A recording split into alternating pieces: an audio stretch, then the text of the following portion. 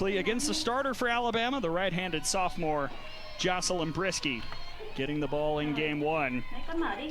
And immediately a strike to Crenshaw, off and running here in Tuscaloosa. And there you see Crenshaw standing in at the top of the order. Madison Walker in the 3 spot. Last 9 games, 12 RBIs and 4 home runs for the sophomore.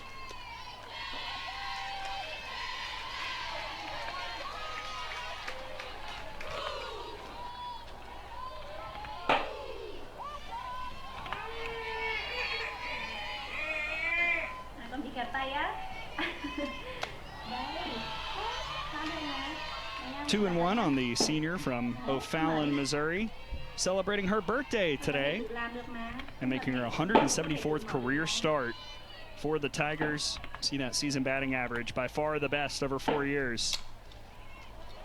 There's Elistad at third, and one away.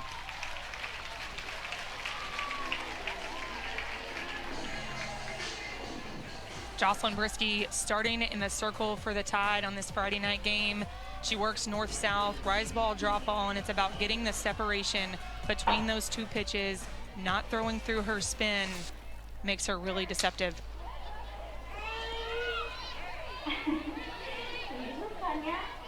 Yeah, Briskey had a really good performance a couple weeks ago against Oklahoma and pitched well in Gainesville. Just, again, had some issues finishing some of those games against Florida. Well, and you see there on the scouting report, typically throws mid-60s. That's when she's most successful. She can get up there 67, 68, but when she does, she loses the separation between her drop ball and her rise ball. Those pitches don't move as much, and you see him get hit a little bit harder. Now facing Stefania Abriscato, sophomore out of New York. Hitting .400 in the last 5 games. 3rd in the SEC in doubles.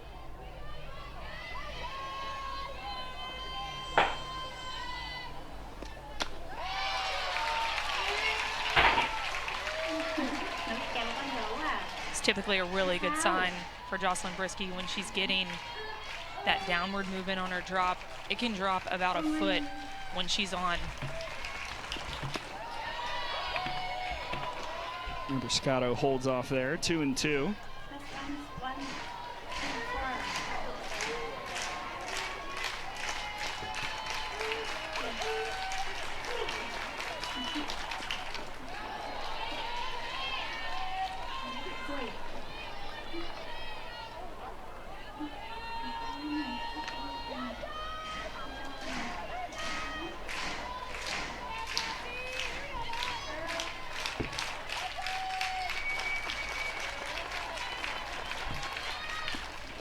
Swing and a miss. Change up from Briskey for the 2nd out of the inning.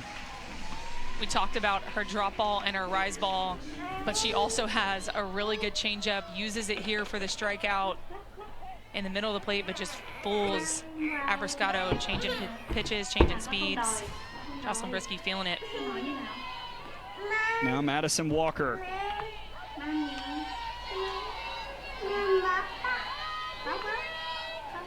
Sophomore out of Kansas.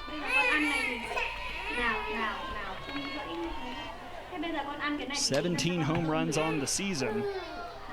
She fouls that one back. Good for 2nd in the SEC, and you see right there, 4 of her last 5 hits have left the yard. And it's players like Madison Walker that have to show up for this team to be successful. If Crenshaw gets on base, hitting almost 400, you got to have somebody that's driving her in. That'll roll foul.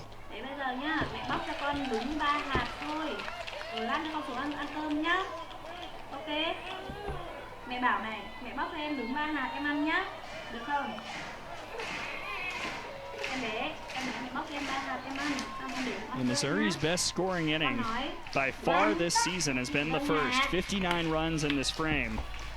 Next most, 36 in the 2nd. Hawkins at short. 3 up, 3 down for Briskey. The Tide bats will step in for the first time when we come back in this scoreless. It's been a pleasant surprise for this Alabama team. Wasn't starting every day at the beginning of the season.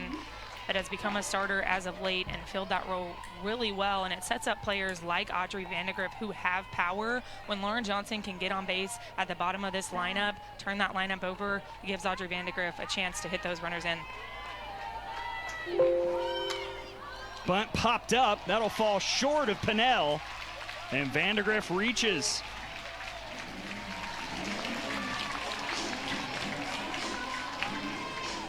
Vandegrift with so many tools. She goes through her bunt right here, pops it up. Pinnell making a great play, trying to dive for it. Can't make the catch, and Vandegrift is going to be safe all day.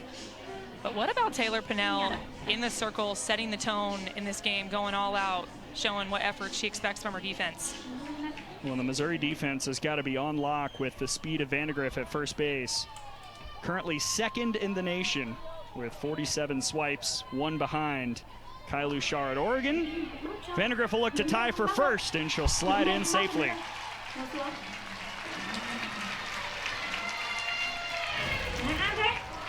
Vandegrift is so speedy. Missouri knew she was going. Crenshaw with a good throw. Daly trying to lay the tag down, but Vandegrift just too much speed. So immediately a runner in scoring position for Alexis Papillo.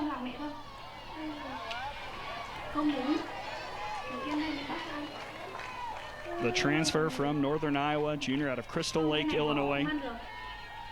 Two-time first-team All-Missouri Valley. Back with you and I.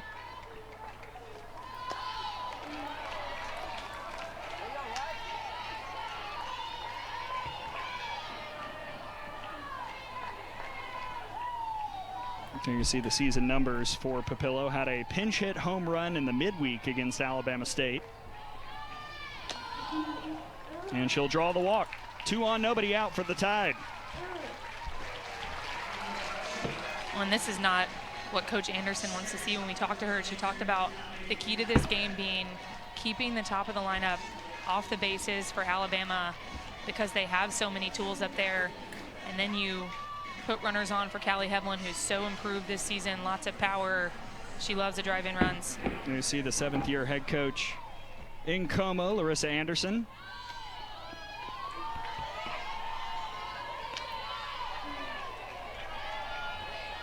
Callie Hevlin, the senior out of Three Rivers, Michigan, will celebrate her senior day in Game 3 of this series. Gets a couple change-ups to fall down 0-2. There you see the difference season over season for Callie Hevlin. That batting average up almost 400, doubled her home run numbers, RBIs almost 40. She's had a really good year, and a big reason for the improvement of this offense. We talked about Vandegrift, but it has been Callie Hevlin as well, who's taken advantage of opportunities where Vandegrift can get herself out on second base, and Hevlin putting it out into the green. Lots of power in her bat. Change just misses, 2-2.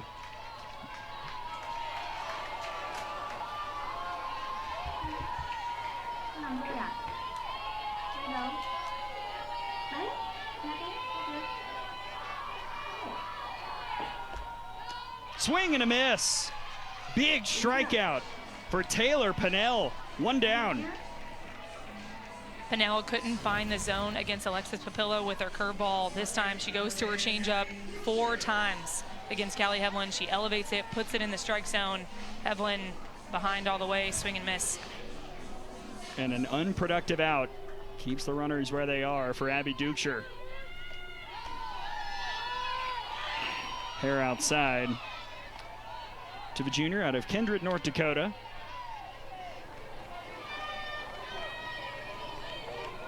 Had a couple weeks where she was the Bama Bash and Crimson Classic MVP, was hitting the cover off the ball. That average has dropped down now to 302 on the year. That gets by Crenshaw. Wild pitch will move both runners into scoring position.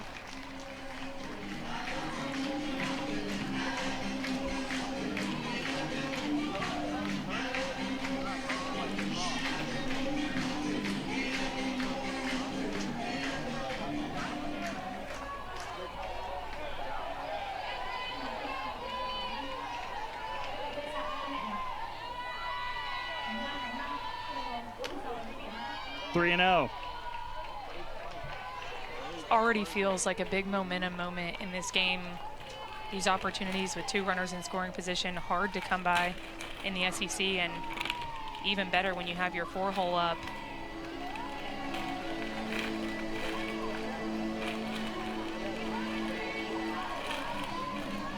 What's this conversation like between Abby Dukeshire and Patrick Murphy right now? I'd venture to say Coach Murphy asking Abby Dukeshire if she wants a green light. She's got 3-0, 2 runners in scoring position. She's one of the most powerful bats on this team, and so early in this game, first inning, you want a green light or do you want to take? So right there, Dukeshire hitting 286 with runners in scoring position. It was the green light, and it's a swing and a miss.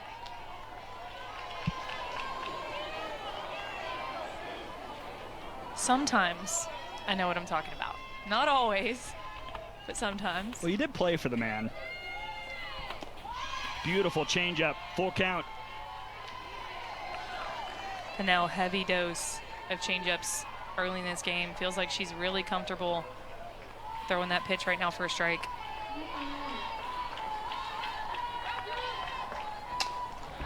Dukeshire fouls that one off a long way down the left field line.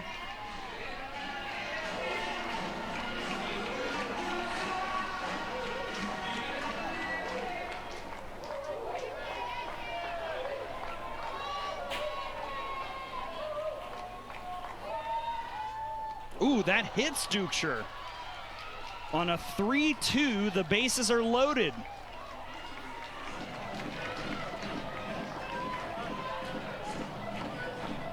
We talked about Pennell had been throwing lots of changeups, goes to her curveball, trying to get, I think Dukeshire sitting on the changeup, just yanks it a little bit too hard. Now bases loaded situation for Riley Valentine. And this is another hitter who has pop in her bat. She swings big, only 2 home runs on the season, but she's one of those hitters that when she does get a cut on it, it's going a long way. Patrick Murphy brought her up on our call this week, said this is about the time of year when Riley Valentine, the junior out of Phoenix, gets it going. Had some clutch hits at the end of the regular season and in regionals and supers last season, including that Game 3 grand slam at Tennessee. Out in front there, 1-1. Well, and we asked him, too, what he thinks about when he decides who's going to play behind the plate each game, whether it be Riley Valentine or Marley Giles. They've split time this season, and he said, it's who I feel is hitting better on that day. And so think about how Riley Valentine must have looked in warm-ups. She must be feeling it for her to get the start. Do you go right back to the changeup? Absolutely, I do.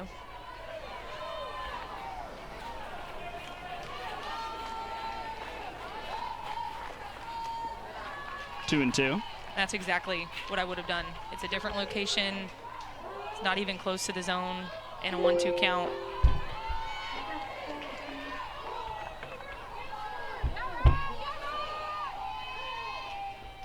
Called strike 3.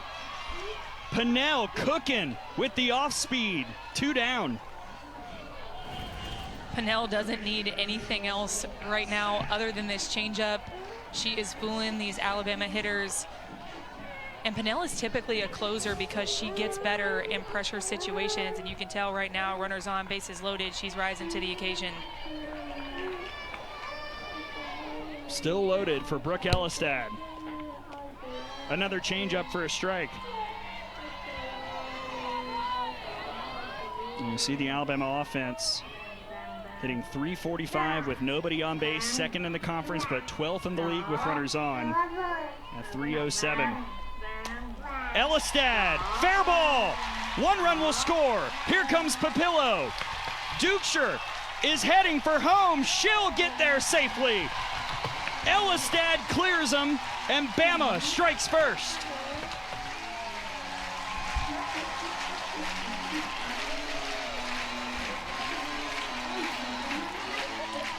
I was wondering at what point an Alabama hitter would come to the plate and sit on that changeup to time it up. It's Brooke Elistad. She gets a changeup on the inside half and just turns on it, keeps it fair, sends it all the way to the wall.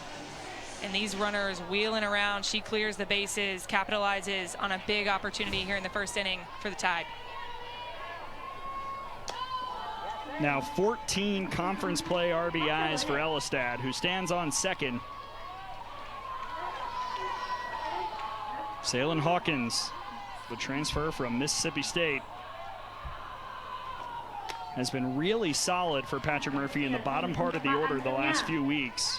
Hitting 291 on the season and has kind of hovered around there pretty much for the last 2 months. Well, and it's players like Salyn Hawkins who can help get your team going because she's so defensively solid. You want her out there at shortstop. And if you can get her to get a couple hits here and there, get some rhythm to your lineup, you're feeling really good about your offensive production. Time call by Crenshaw, and another thing I'm sure Missouri not thrilled about, that was the 30th pitch of the inning for Taylor Pinnell.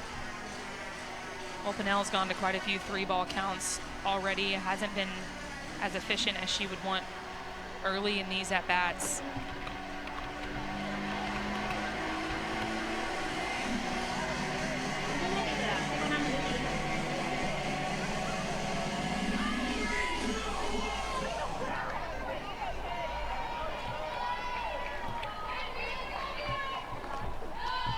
That's ball 4.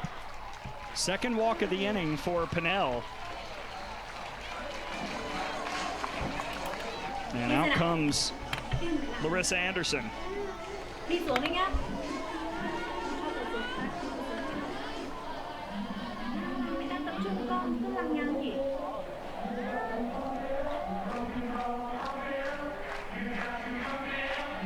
think Coach Anderson here just talking to Pinnell about location of some of these pitches. If the ball is a little bit wet, it has rained all day here, so sometimes weather plays a factor with the pitchers. If that ball does get wet, it can be harder to grip, and so sometimes when they're struggling to find the strike zone, see the coach go out there just trying to reason with them. You see the puddle right there, and it's not necessarily hot right now, but it is quite humid here in Tuscaloosa. Very much so. This game pushed back 30 minutes because of rain. I think that'll play a factor on any balls that we see go to the grass. So, you know, those outfielders are going to be throwing a wet ball, and even here on the infield.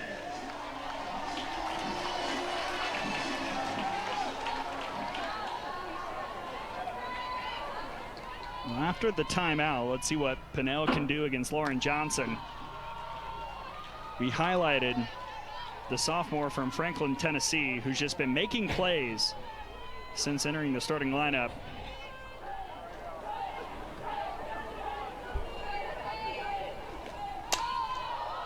In the air towards center. Langer will sit and make the catch for the third out. But Alabama's on the board thanks to Brooke Elistad, a 3 RBI double. And we'll see if Missouri can answer when we return. Hines, who showing why. And Missouri's on the board.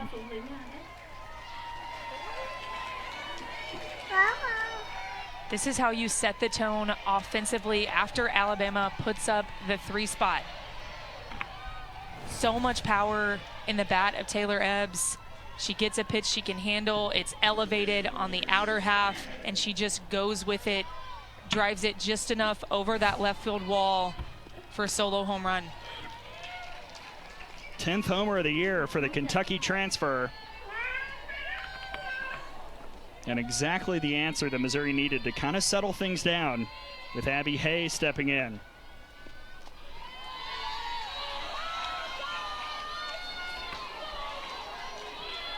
Sophomore out of Columbia, Missouri. Second team all-conference last season. Comes from a Tiger household. Both parents played college sports in Missouri. She did go 1 and 2.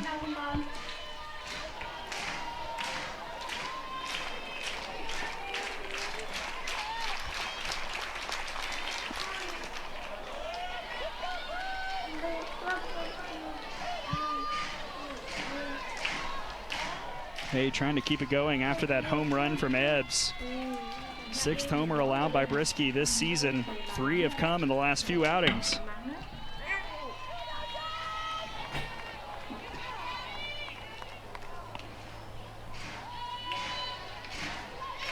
Again, we talked about Brisky's spin early in this game. It's when she tries to throw through her spin, leaves those balls a little bit flatter and over the white where they get hit hard. But with Taylor Ebbs, that just felt like she had picked a pitch, sat on that rise ball, got the one she wanted, and she took a committed swing.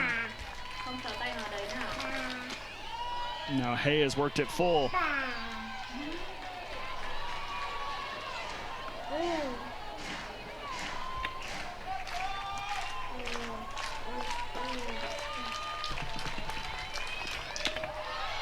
Too high. Abby Hay follows up the home run from Ebbs with a walk, and Missouri is in business here in the second. It's a good at-bat there by Abby Hay. Had to battle back. It's exactly what you want to do after the home run. You don't want to let Jocelyn Brisky get any momentum back, and so how can you be a productive at-bat?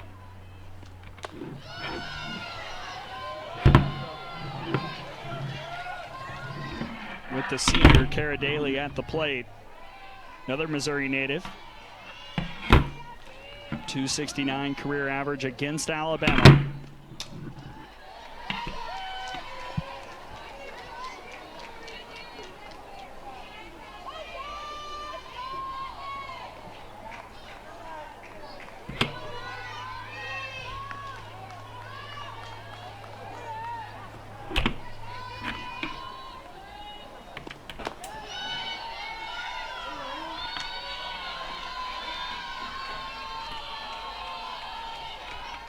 Larissa Pruitt getting some sun out there in right field, some shade. She's going to have to battle that until that sun goes down.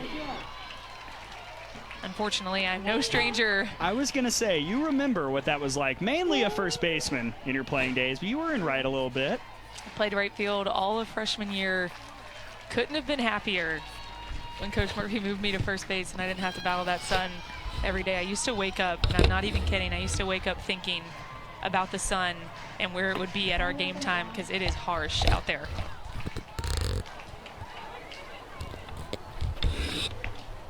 Well, and speaking of the sun, Callie Hevlin will now get some shades over at second base. She's got a sliver of sunlight to deal with on the infield. Payoff to Daly. Ball 4, back-to-back walks. Missouri's got 2 on with nobody out.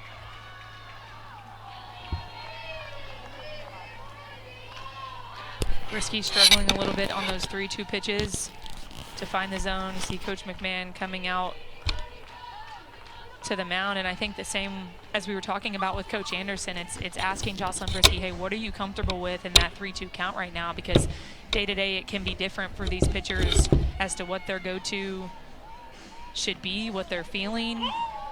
And I think right now Jocelyn Brisky not able to find that drop ball for a strike.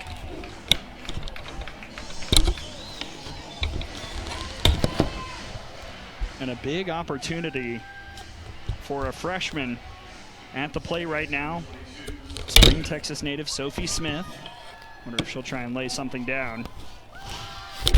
She'll take strike 1.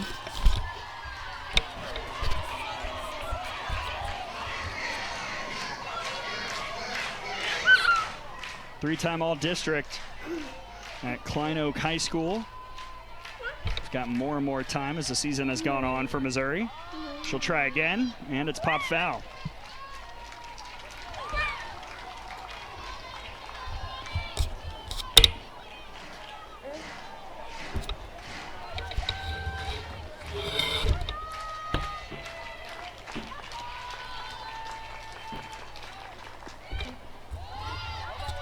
Good stop by Valentine to keep the runners.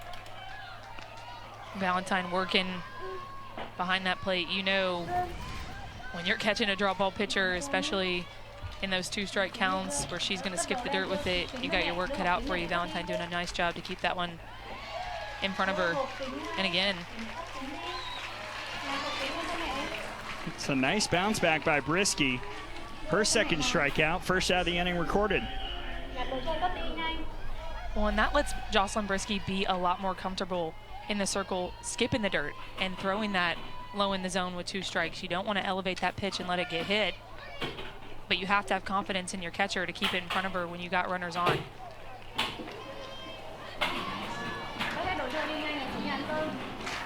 Well, if you're Missouri, great spot for Kaylee Langer, the junior, to step in. You see the .256 batting average on the year, but hitting .500 in the last 5 games. Conference play, that average is sitting at .189, but all the damage has been done the last few weeks.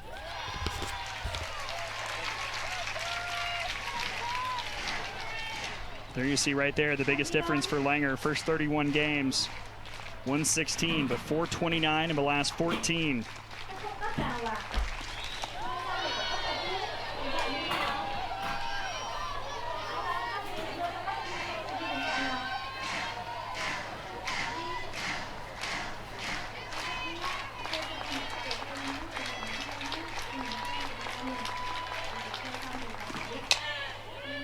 Fouled away.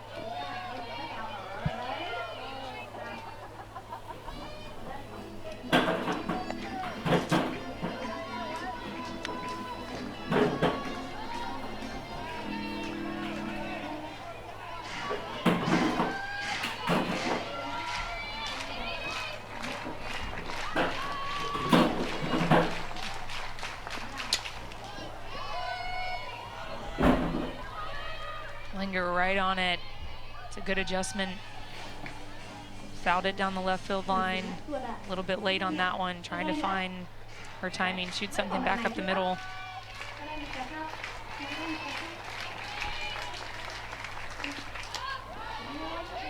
Another foul ball.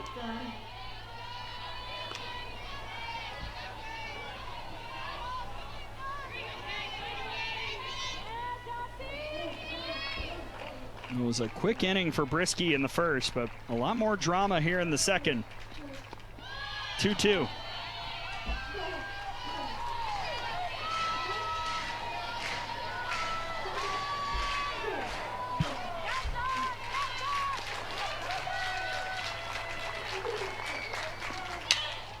Another foul ball. Langer just battling. We talked about the value of these opportunities. It doesn't matter if it's 6th inning, 7th inning, 1st inning. When you get runners in scoring position in SEC play, you want to capitalize. Well, and this goes to show that Coach Anderson knows what she's talking about. Was telling us that since missing a few games, kind of getting a chance to reset, Langer, since re-entering the lineup, has really had that refuse to lose mindset, and right now refusing to go down here in this AB. And we've all been there. When you don't see your name on the lineup card, it hurts. It should hurt. And so for Langer, it's that motivation of, I don't want to go out there for another game where my name isn't in the starting lineup, and she's doing everything she can to prove it.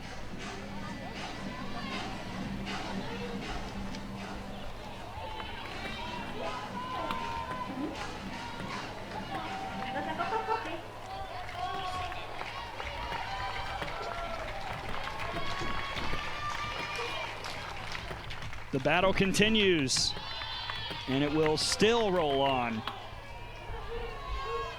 I think it's interesting we haven't seen Brisky go to her changeup yet in this at-bat. You can tell Langer just fouling everything off, drop balls, rise balls.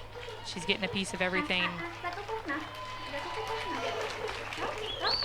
Full count.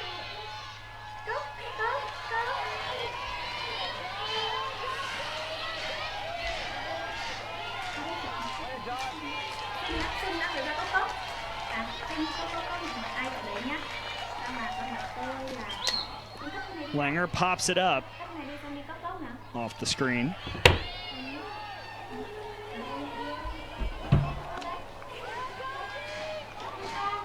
"13 pitches in this at-bat." We talked about the pitch count for Pinnell in the first and the pitch count for Brisky getting up there as well.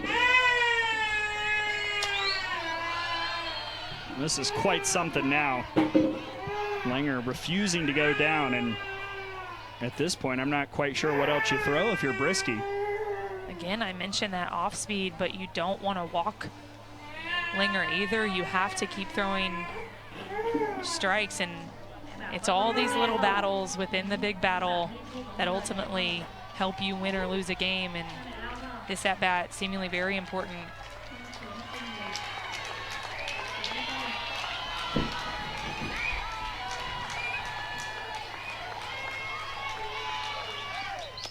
On the 14th pitch of the AB, Langer draws a fabulous walk to load him. And Langer firing up her dugout as she should. This was an amazing at-bat. She fouled everything off that she could, kept getting to the next pitch, and finally finds ball 4, works herself a walk, and now bases loaded for the Tigers. The 9-hitter, Claire Cahalan. Back to the circle. And there's the force at home for out number 2.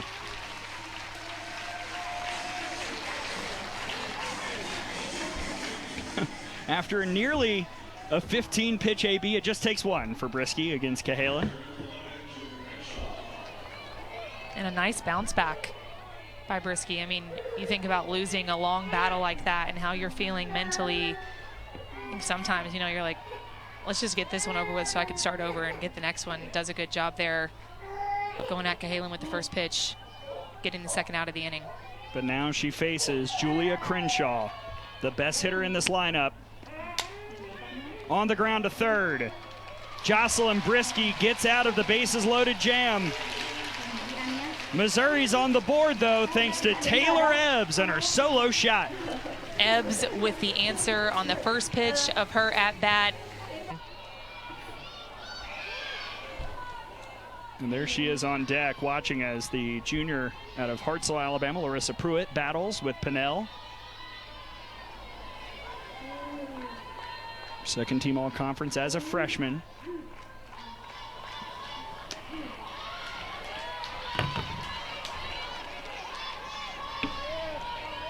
And has had quite the career against the Tigers, hitting .364 all-time against Missouri, including an extra innings grand slam a few years ago as a freshman up in Columbia.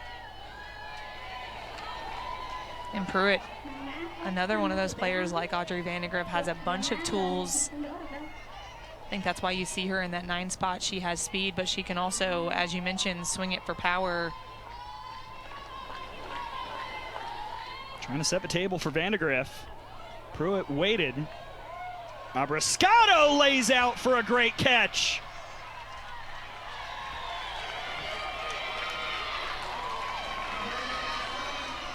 This ball just felt like it was in the air for a year.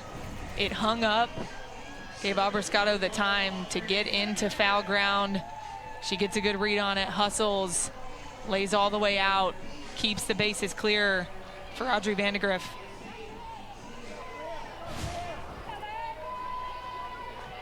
Would not be shocked if we see another spectacular catch at some point by one of these outfields here tonight. Both teams have really had it working out in the grass defensively this season. Well, and we talked about it in the open. This is a big weekend for both of these teams. A lot to prove on both sides, and so I think we're already seeing these teams bring their best. They know what this means, and winning the Friday night game is as big as any of them to set the tone for your weekend. Yeah, we mentioned it. You see the record on the score bug. Missouri 3 games under 500. Alabama sitting at 32-18, but in a good spot RPI-wise, resume-wise, to host a regional.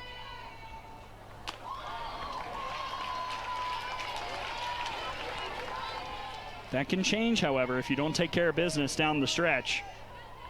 How you finish is something the committee looks at. Yeah, I was just about to say that. It's all about how you finish and how you're looking when it comes to May, especially when you think about we're approaching conference tournament time for the SEC. That tournament is going to start at the beginning of May, and so you want your team to be cooking when it comes to the tournament. And there you see the resume for Alabama, the strength of schedule, very good. Top 5, 10, top 25 RPI wins, sitting in the top 16 RPI-wise. And really their resume pretty clean for the most part when it comes to hosting. So interested to see what the committee does, but I think Alabama feeling good about where they are. Yeah, you saw the 10 RPI top 25 wins. Now that can shift. You know, Georgia hovering around 23. Alabama hopes they stay in that top 25 margin. Right now the Tide just one of 7 teams with double-digit RPI top 25 wins.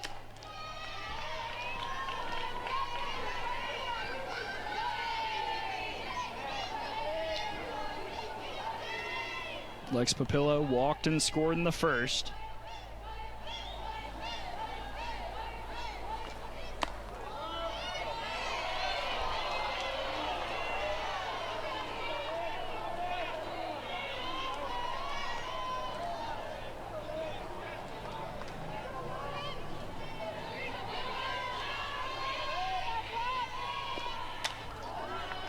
One and two. Well, much better second inning for Pinnell, but Marissa McCann is getting warm for the Tigers. I'd imagine no matter what, we might see Marissa McCann today. Very rarely do we see pitchers going full games in softball anymore. We're getting to that pitch by committee mentality for almost every team.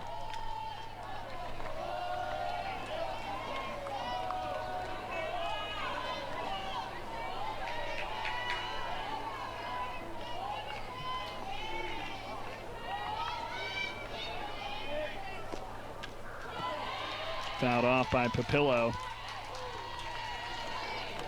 And to your point, Missouri has kind of used the committee approach this year, specifically with Pinnell, McCann, and Sierra Harrison, who we do expect to see at some point this weekend in this matchup.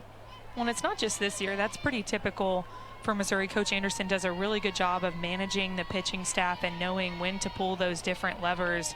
One of the best in the game, best in the conference at managing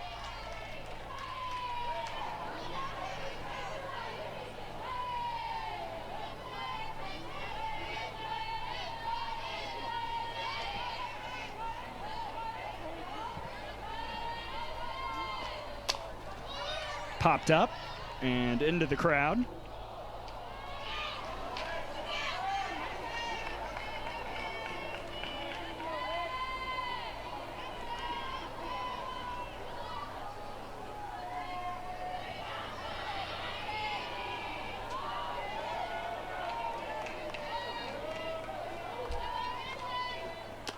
Full count.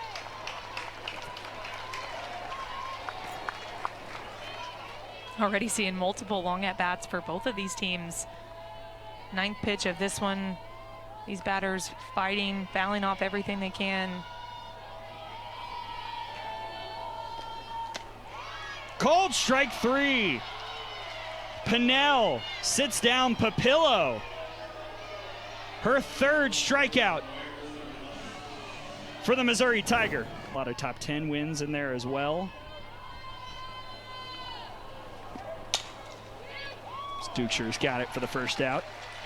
And the other thing you have to keep in mind, you saw that bubble, 94% of the final RPI top 16 receives seeds in the NCAA tournament since 2007. So if you're there, you've got quite the chance to be hosting come the first round of the NCAA tournament.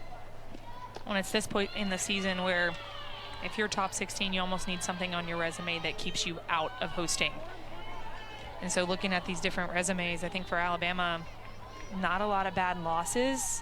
They've struggled late in games to finish games, but they have those 2 wins over Oklahoma, which are huge. They have a win against LSU, Florida, A&M. And so their resume pretty solid, but again, there's still a little ways to go. You got this weekend against Missouri. They have South Carolina next weekend and a big SEC tournament.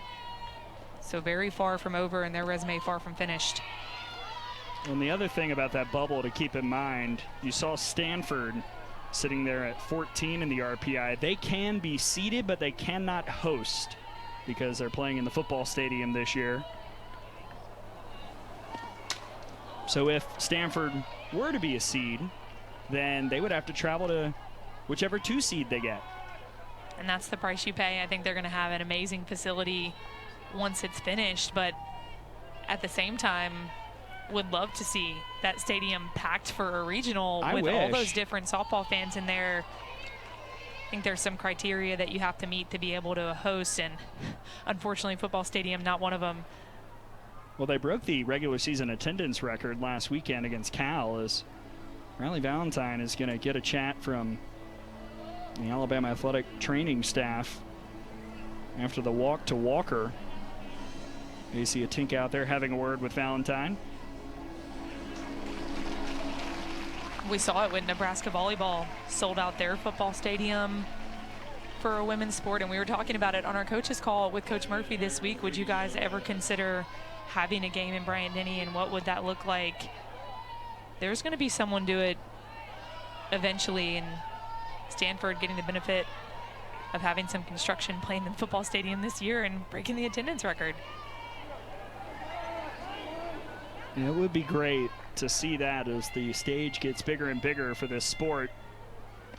And a big moment for Jocelyn Brisky and Taylor Ebbs. Ebbs a solo homer to start off a very busy second inning.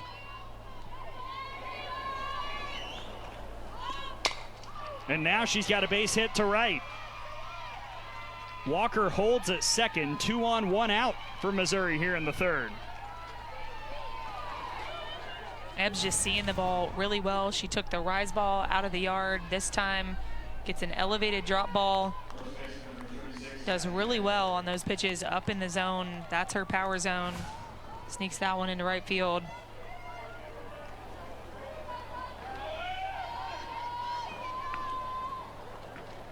Abby Hay drew a nice walk in the second.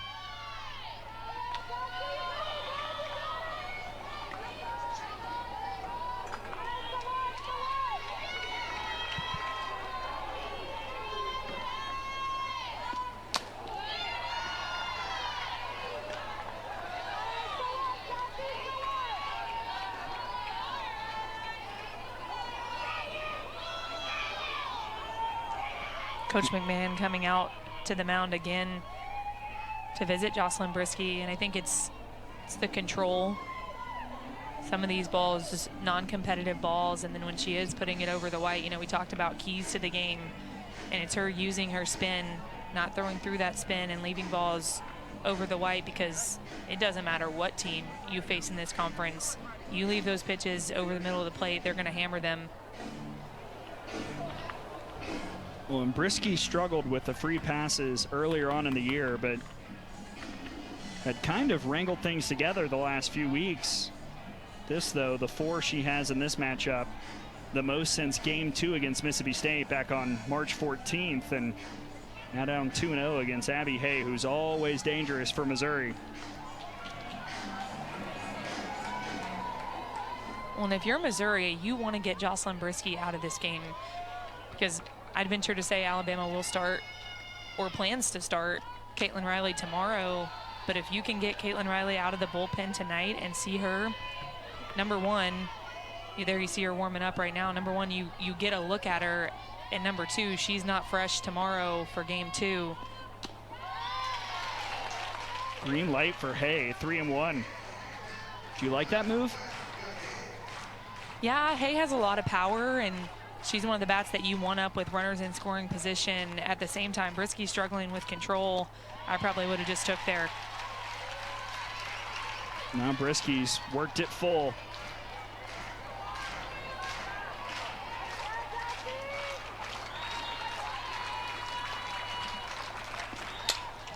To short. There's one. The throw to first is in time. Alabama, one of the best in the SEC at turning double plays. And here's a big one to end the year, and maybe the one who wins it this year in Edwards. We'll see. Still a couple more weeks of SEC stats to gather before those awards are decided.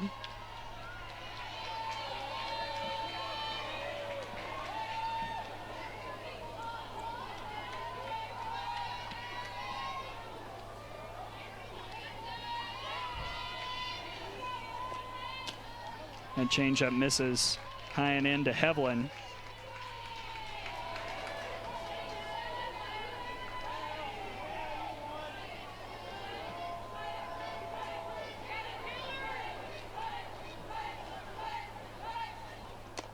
And ball 4. Leadoff walk to Callie Hevlin here in the bottom of the 3rd. Well, and of course also, not just awards, but also standings. And you see where LSU and Florida are. Florida currently sitting in 5th. You want to be in that top 4, get a couple days off before starting in the SEC tournament. LSU down there at 9-9. Alabama 8-10. Missouri 4-14 in league play.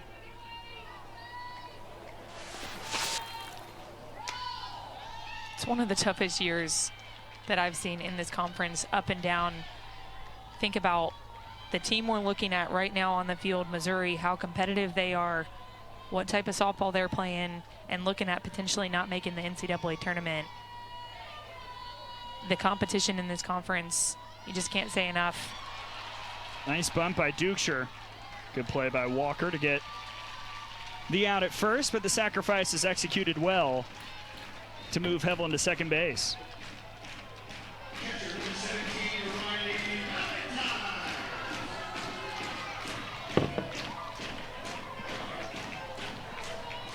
And to your point, we had the conversation with Tony Baldwin, the head coach of Georgia, about a month ago when he said this is the best the league has ever been since he's been with the Bulldogs, and hard to argue considering the softball we've seen.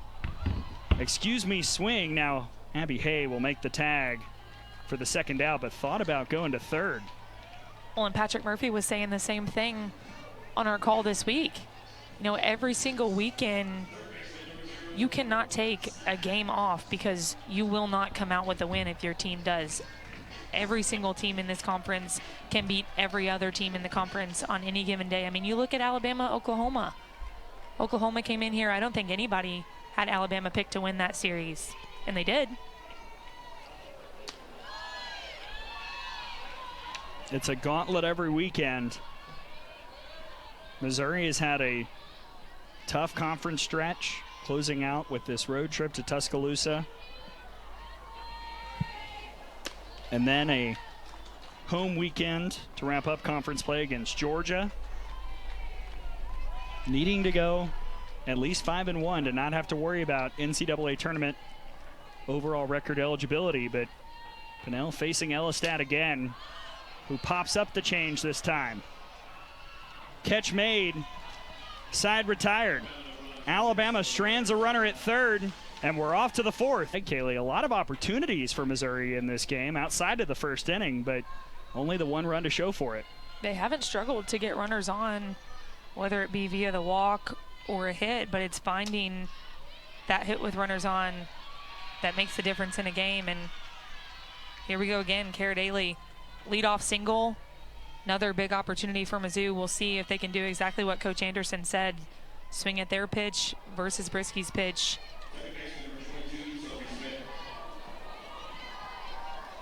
So Daly has now reached twice. And Sophie Smith steps in. Tried to bunt it her first time up. This time it's a foul ball by a smidge. Touch foul by Valentine.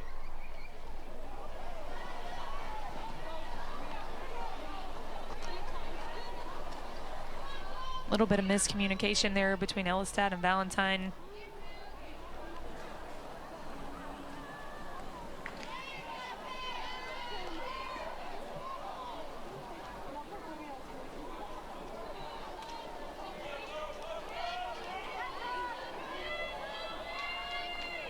See the corners pulled in. They know the bunt is coming. Brisky doing a nice job. Exactly what you want to do as a pitcher. If you know a batter is bunting, trying to throw her something, number one, she can't bunt, and then get her into a 2-strike count where you force her to swing. That's exactly what happened in Smith's first AB. Tried to bunt in the second, then would later strike out. Now down 0-2 in the count against Brisky.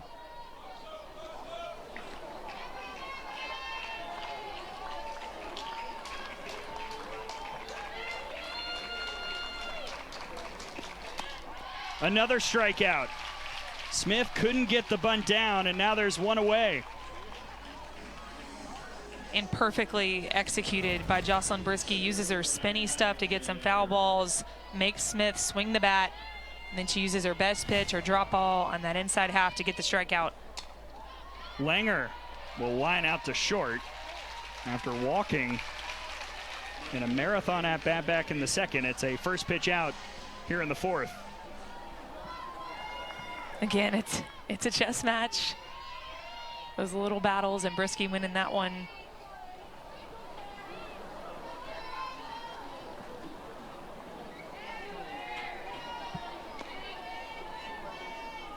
Here's the 9-hitter Claire Cahalan.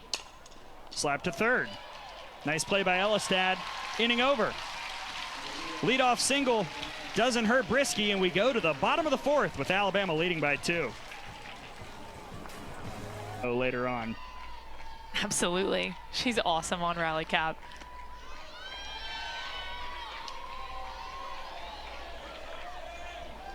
Announced a few months ago her retirement from Team USA and pro softball, now working with the AUSL. One of the best players to ever play in Tuscaloosa for Patrick Murphy. She hit like 800 at the Olympics in Tokyo. Arguably best softball player in the world at that time. I think she knows she's on camera. Hawkins right to second, and Smith is there for the first out.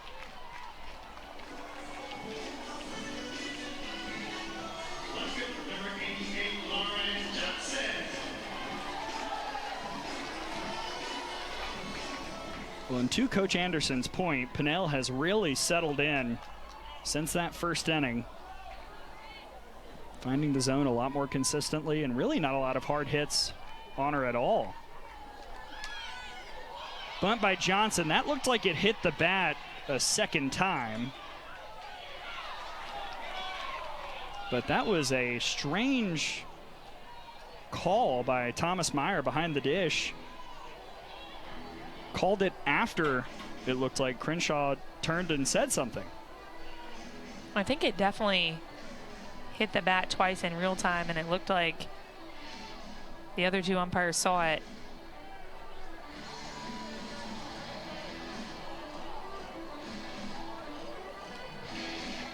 And now Larissa Anderson has questions.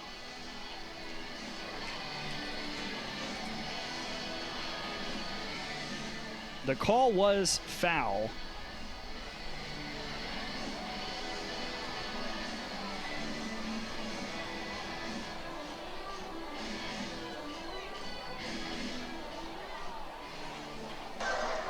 Ruling on the field is a foul ball. Missouri is challenging whether the batter was hit out of the box. Previous play is under review.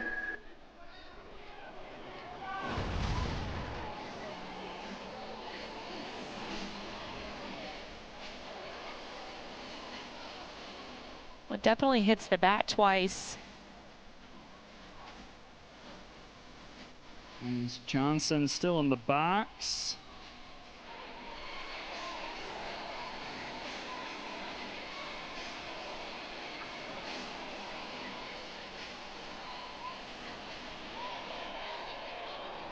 Well, it's not quite the same as that Arkansas-Florida play a few weeks ago, but it feels similar. Eric Fried and Madison Shipman are doing the game tomorrow, so it's almost like we're all running it back from Gainesville a few weeks ago.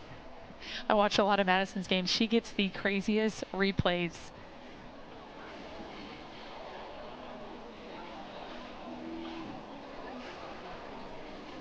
She also told me she travels around with her rule book for situations like this. So Lauren Johnson just tosses her bat into the ball. It's a Hawkeye camera. New camera this year gives us a great look on these video reviews.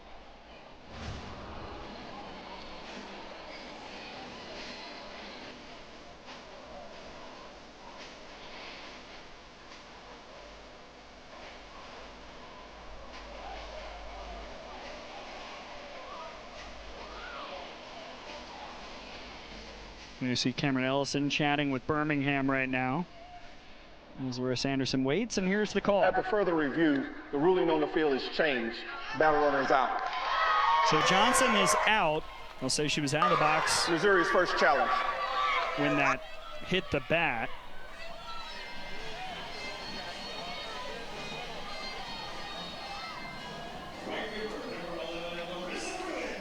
And now Missouri down to just one challenge. That was something that we were talking to Coach Anderson about pregame, something that they're going to take a look at in the offseason, getting challenges back when you win them. When I think you'd see coaches challenge more, especially on plays that you explicitly know the call might not have been right. When you only have 2 per game, you try to use them pretty strategically on plays that you know are going to influence the outcome of the game. And so if you know you're going to get it back, you might use it more.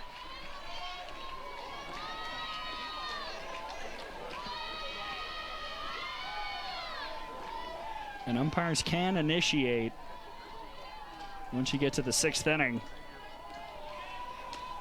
But up until that point, it's up to the coaches. And there have been some games where coaches have kind of felt like their hand was forced, that they had to challenge because of a missed call. And that was something that Coach Anderson brought up, exactly like you said.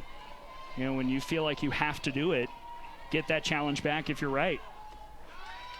One replay is fairly new to the game of softball. It's come about within, you know, the last 5 years. And so I think every year the game trying to evolve and get better and better at using replay as a tool. I mentioned the Hawkeye cameras. That's new this year, gives you a better look, and you know, constantly evolving on the plays that can be reviewed. And so just trying to find the perfect balance of how replay fits into the game and best helps with the flow, and also, you know, what are the right plays that you should be able to replay, and what do the challenges look like. Pruitt takes off. That's a great throw from Crenshaw. Side retired. Julia Crenshaw shows off the arm. Above 1. She's really key to this offense, and it's one of the things that I love to see in the game is when seniors go out having their best season, and Julia Crenshaw having hers right now.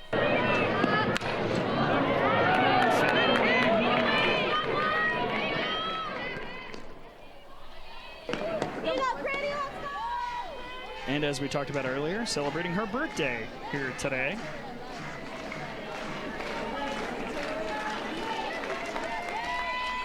Oh for 2 in this game. Just a bit inside, 1-2.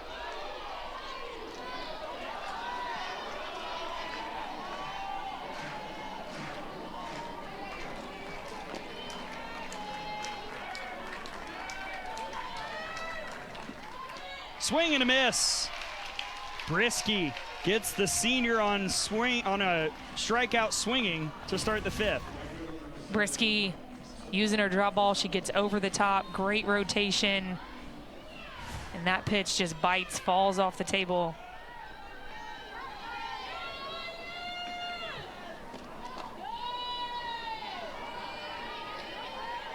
Now Abrascato against Brisky, who's had an interesting night. Abrascato 0 for 2 with a strikeout.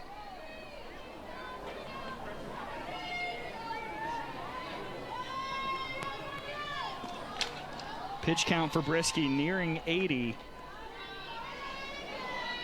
Hasn't been hit all that hard, but the free passes have been a bit of an issue, and did give up that solo home run to start things in the scoring column for Missouri back in the 2nd.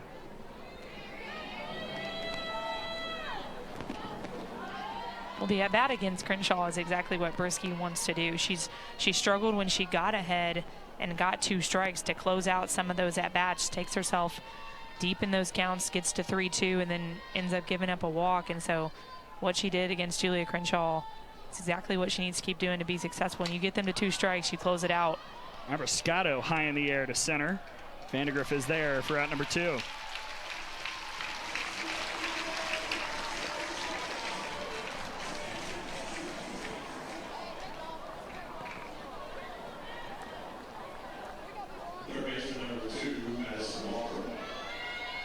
If you're looking for a home run, Madison Walker can certainly help out the Tigers. 17 on the season.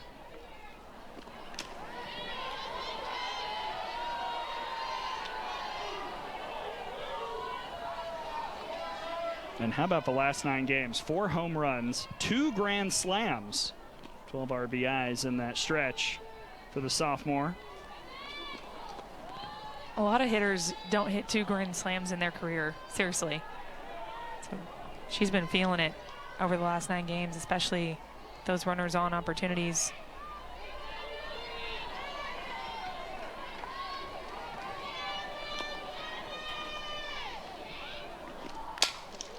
That's sharply hit to short and past Hawkins.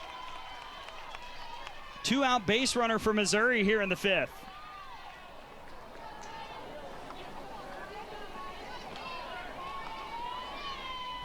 Walker hit this ball really hard on the ground, and Salen Hawkins kind of got stuck between diving, not diving. Her glove work doesn't come through, scoots that one in for a single. Ebbs on the first pitch will ground out. She was 2 for 2 before that AB, but now we journey to the bottom of the 5th. Bataille leading 3-1. Vandegrift way up in the air to center field. It's gone!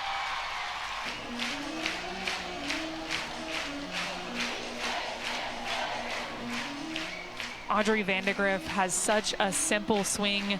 She's so concise, but the key is that she gets into her back hip, she sits into the power, and then she unloads, doesn't even finish her swing, gets a pitch over the heart of the plate. And like you said, Gray, showing off her power, really showing us all parts of her game. Now Papillo to center field. Langer makes the catch at the wall. Oh, the Missouri center fielder said not so fast. We knew we were going to get some awesome catches from the outfield tonight. Outfield on both sides of the ball, very good. And Langer, no stranger to good catches. She's been on SportsCenter Top 10, makes another one right there.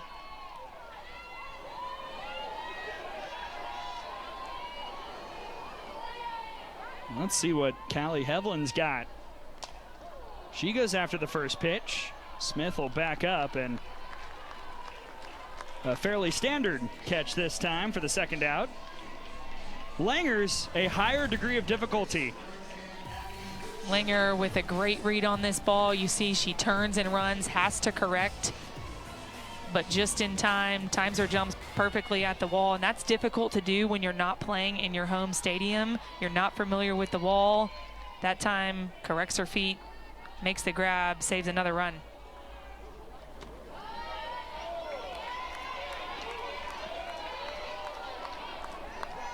Abby Dukeshire has yet to record an official at-bat tonight. Hit by a pitch and scored in the first. Sacrifice bunt in the third.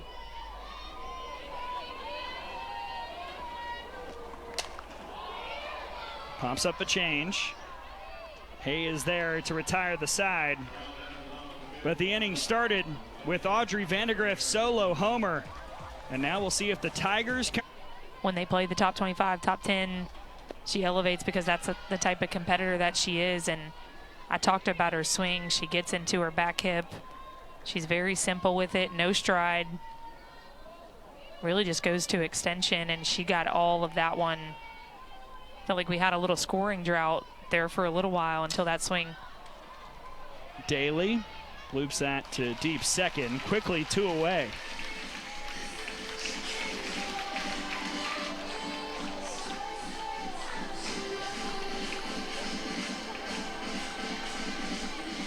Jocelyn Brisky as well has really calmed things down. A complicated second inning, a third inning where Missouri had the bases loaded but couldn't score, and the last few frames, the efficiency has been back for the sophomore, and now she'll face a pinch hitter in the senior out of Iowa, the transfer from Northern Iowa, Maya Dodge.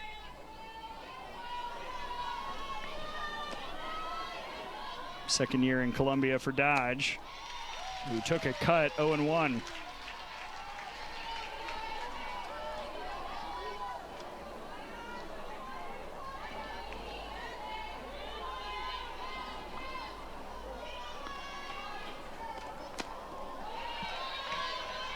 Well, you mentioned Brisky settling in. We were talking up here in the booth about when might we see both of these coaches go to their bullpen and potentially change pitchers, and seemingly both pitchers doing a lot better late in this game. Are you almost at the point, if you're Patrick Murphy, where it's just Brisky's game so that there's no shot for Caitlin Riley to come in and Missouri to see her early before game 2? Absolutely. If Brisky is still pitching the way she's pitching now, I think you just let her go, because you don't want them to see Caitlin Riley knowing that she's likely the game 2 starter.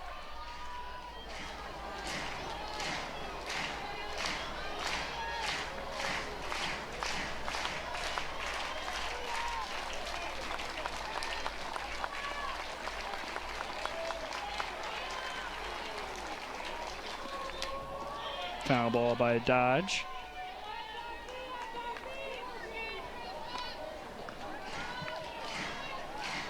There you see Riley and Ailey Johnson warming up.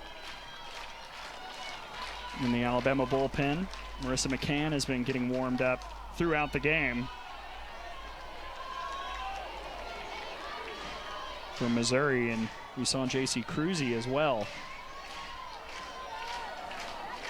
There she is warming up for the Tigers. Nice at bat. Maya Dodge draws the 2-out walk. Dodge did a good job as a pinch hitter, coming in, fouling some pitches off, and then works a nice walk, and that's the 5th walk that Jocelyn Brisky's given up tonight.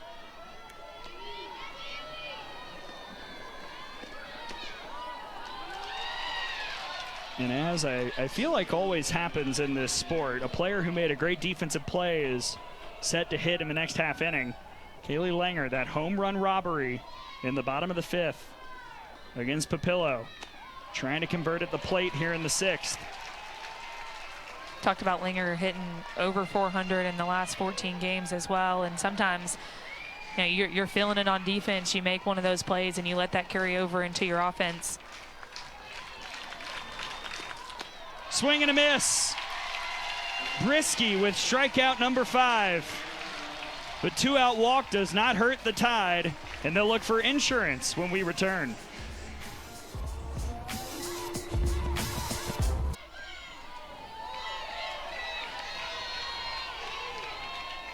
Missouri was in the championship game last year against Florida, fell to the Gators. Tennessee won it in 23, Arkansas in 22, and Alabama right here at Rhodes won it in 2021. I remember that. Do you remember that? I do. Both of us were here. I'm super excited about the tournament this year too. I think mostly to see Texas and Oklahoma in that tournament for the first time.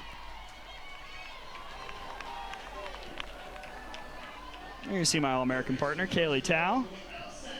Looks a little familiar. Still weird looking out there and seeing yourself looking back at you.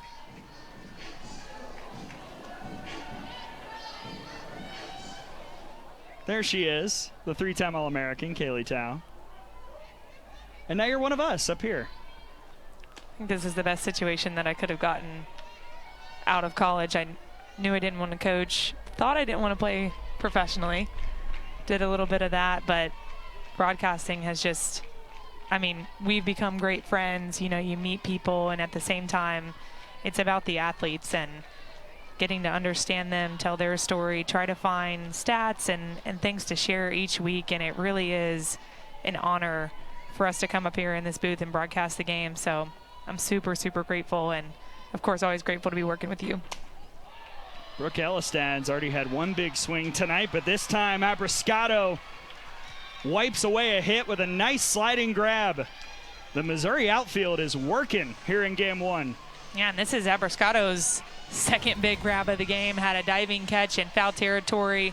This time she'll go to the sliding catch. A little bit risky on that line, but no runners on. You take the risk, and ends up paying off for out number 2.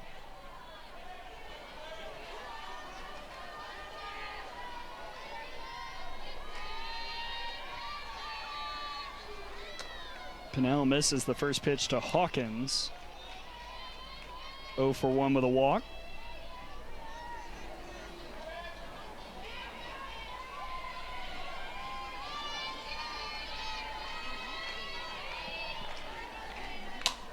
Hawkins through the left side. 2-out single for Alabama, 4th hit of the night.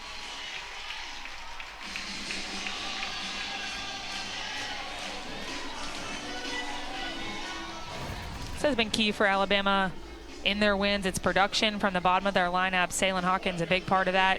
Pitch on the outside part of the plate. She gets around it. It gets her barrel on it enough to get it through the 5-6 hole. 2-out base hit.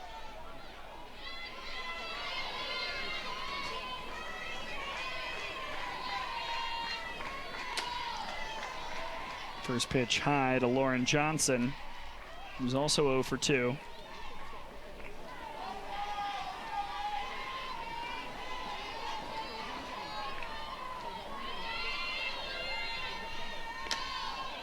And the other intriguing factor in the next 2 games here in Tuscaloosa, because of the way Pinnell was able to settle into this contest, no Harrison, no McCann from Missouri tonight, so Alabama is still not seeing 2 of the other 3 key pitchers for the Tigers. It opens up the options for Coach Anderson tomorrow to go to her bullpen a little bit more, and that's exactly what you want. If you can get a pitcher to go a complete game, I mean, it's pretty rare, and Pinnell has just kept this game in check enough. And, you know, when you're a coach, you think, I'm not going to change pitchers until my offense shows me that they're going to do something in this game. And I think if we saw Missouri start to put some more runs on the board, you might have saw Coach Anderson go to the bullpen during this game. She might be thinking about it now after the 4-pitch walk to Johnson.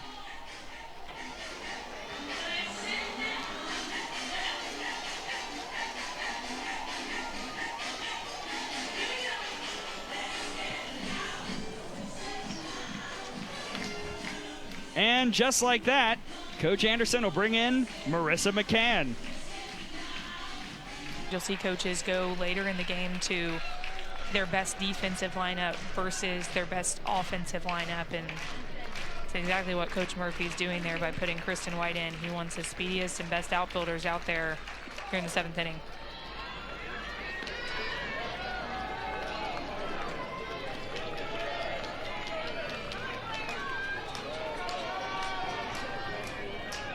Well, the Alabama native Claire Cahalan trying to start something in the 7th. And the 100th pitch from Briskies in the dirt for ball 2.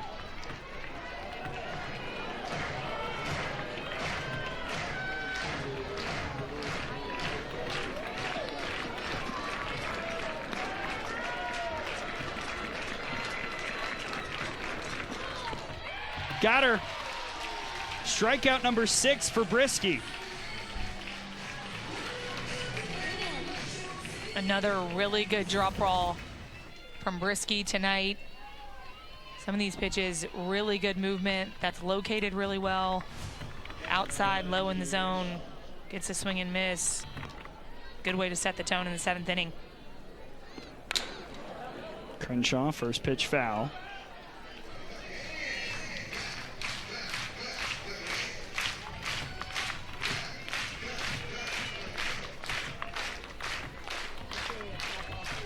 The senior is 0 for 3.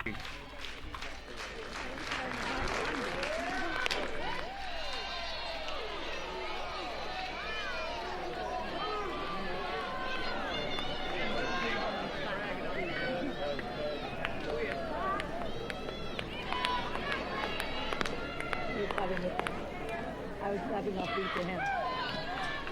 And I'm sure Larissa Anderson would love one more look for Taylor Ebbs in the 4 spot. She has been seeing it so well tonight, but work to do to get her one more opportunity at the plate. You do out while they're clapping. When you're down in the 7th inning, you want your team to bring the tying run to the plate, bring the winning run to the plate. That is the goal. This will get it speeds up and hard to do.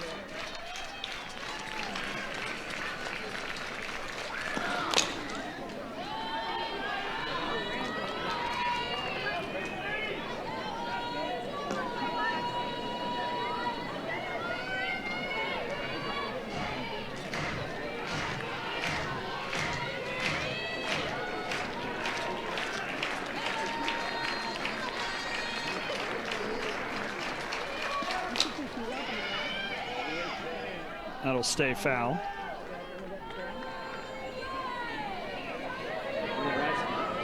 You shoot off with the wet ground. So.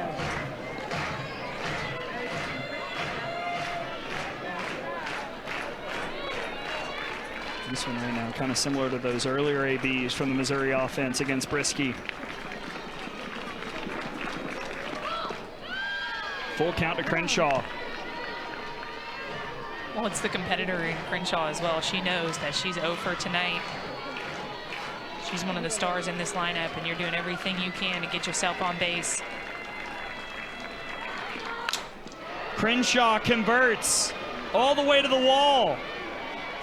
That's how you start it. A double on her birthday, and maybe that's what the Tigers need here in the 7th.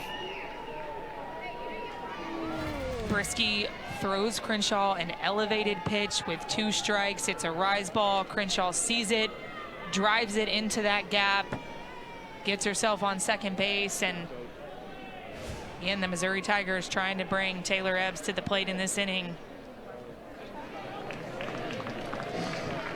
And it looks like the night is done for Brisky, as Caitlin Riley will enter this game.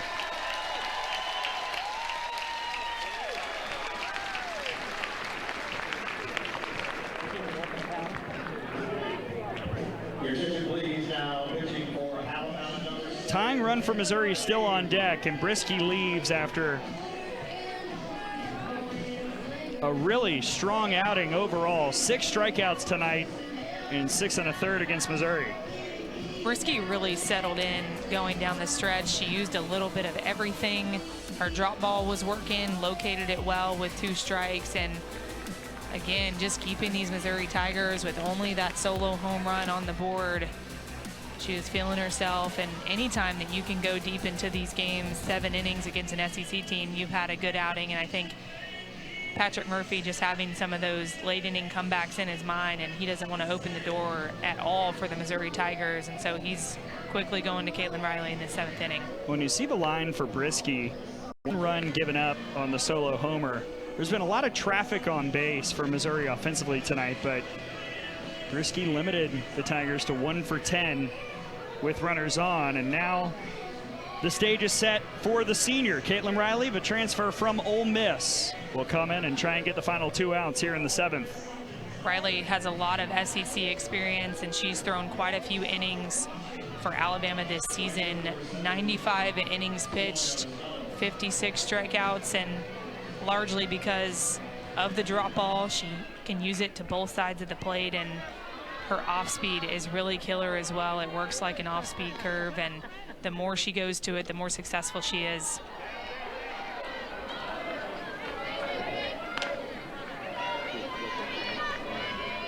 Stefania Abriscato, 0 for 3.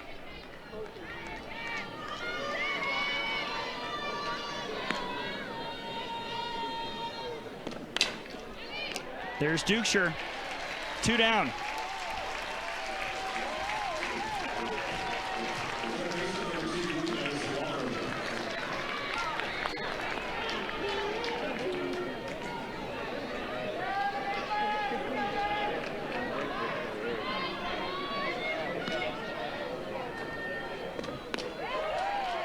Strike 1 to Madison Walker, the team leader in home runs. Tying run still on deck for Missouri.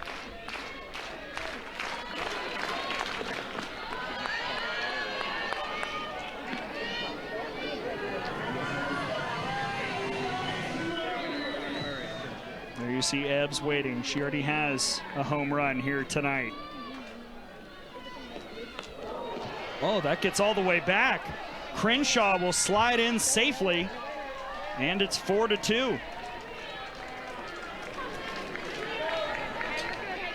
Crenshaw getting in there on the wild pitch. Caitlin Riley got underneath that rise ball, lost control of it a little bit. But if you're in the circle, no damage done. Go right at Walker here.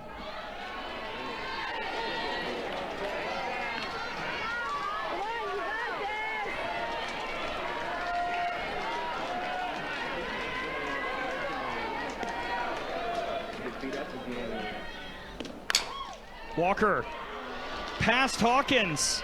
It popped up and she had to recover. And Missouri will bring Taylor Ebbs to the plate here in the 7th. This is exactly the type of hit that you need from Madison Walker. She places it perfectly in the 5-6 hole. A little bit of confusion between Elistad and Saylin Hawkins because of how hard that ball was hit and misplayed a little bit. And now Taylor Ebbs will come to the plate. And this is the hitter that Missouri wants up because of this swing right here. So much power in that bat. Took a big swing on a pitch on the outer half that was elevated. That's the first run of the game for Missouri. They've scored another one here in this inning, and they're looking for another big swing from Ebbs. The Kentucky transfer is 2 for 3 tonight. This will be her first time facing Riley. Alabama trying to avoid this. 11 leads lost this year, 6 in the 6th inning or later.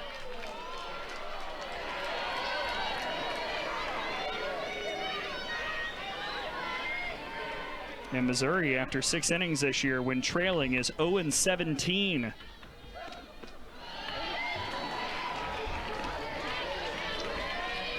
I'll tell you, it does not feel good as a team when you have that stat of losing 11 leads. It almost feels like when you start to feel the other team getting some momentum, you're on your heels immediately because you've seen this before, experienced this before. And that's not what you want late in games. You want to be aggressive. You want to go right at them. You can already tell, even in the circle, Caitlin Riley getting a little bit on her heels, not pounding the zone as hard as she was when she first came in the game. It's a 4-pitch walk. The tying run is aboard for Missouri.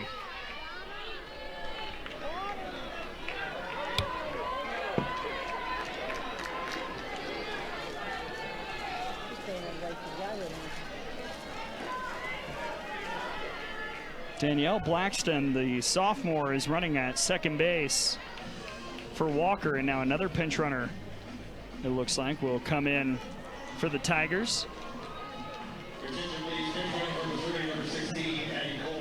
Addie Kohler, the sophomore out of Texarkana, Texas, represents the tying run. And Abby Hay represents the go-ahead run.